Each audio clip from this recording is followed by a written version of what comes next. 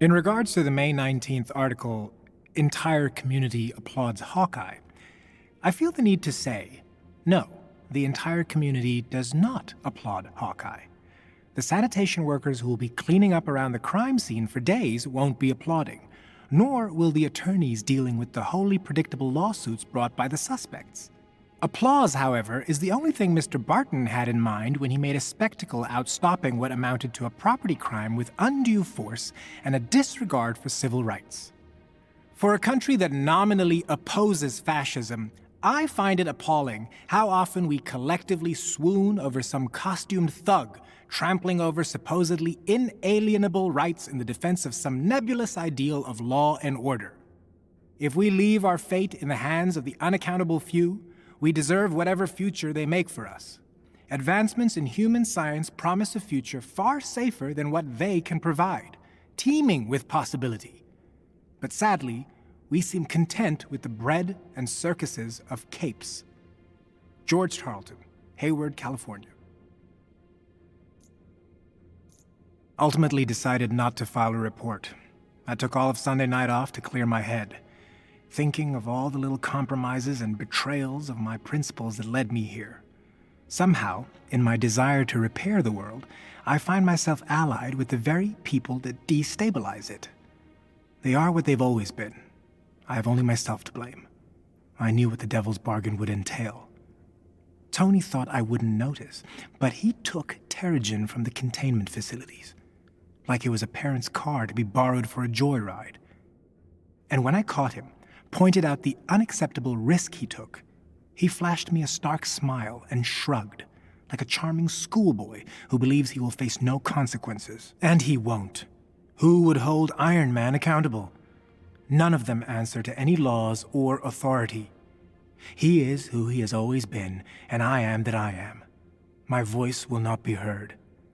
So what is there to do but carry on and hope that in the end, something of myself and my principles still remain.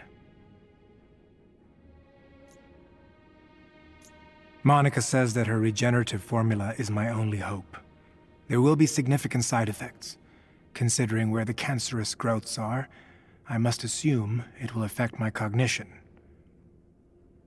I don't know if I will be here tomorrow, or if I will be me.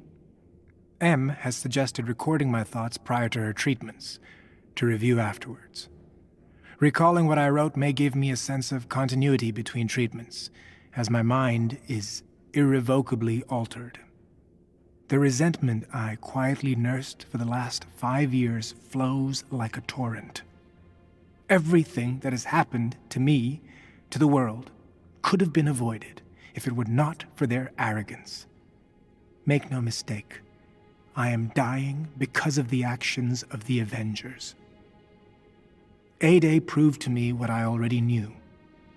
There would be no saving the world with the help of the Avengers.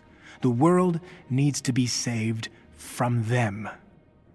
Despite the unimaginable tragedy, if the rest of humanity finally sees them for the threat that they are, then perhaps A-Day is the best thing that happened to any of us.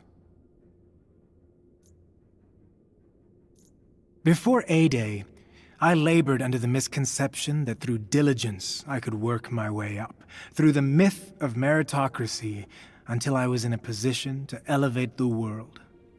Now, I do not know if my new way of thinking is a measure of how much my mind has changed or how much I have learned. But back then, I was a fool. Stark and Banner became great by taking power when they could, by stealing what was not theirs, by branding and franchising. I have learned much under their tutelage. There is the power of their abilities, and there is the power that we surrender to them in fawning adoration. The latter was always the greatest and most deadly, but now, at last, that tide has changed. We no longer worship them like infant gods, and their power fades. When they dim and at last vanish, then humanity will have reclaimed what they stole from us. Only then can we walk together into a better future. Project Adaptoid continues to bear such perfect fruit. No one else sees it, but I feel the inertia inescapable. No matter how hard the abnormals rail against their obsolescence, like static in the air, ozone taste, it's coming. The AIM experience will push potential into kinetic. When we show the public we can replace the superhumans with something faster, stronger, and obedient to mankind, then what allure will the superhumans still hold? No one prefers having a king when they could have a slave. There will be many sacrifices. Monica begins to doubt, and in her indecision, she is incapable. She dreamed of apotheosis for decades, but now she quails before the dawn of the new flesh. Perhaps she no longer feels for me. Perhaps she never did. I watched what she did to Bruce. If I can no longer trust her, I can no longer trust the formula. I am willing to ride this rotting chariot of meat to the end, if it means a world without reliance on the superhumans. Without them at all.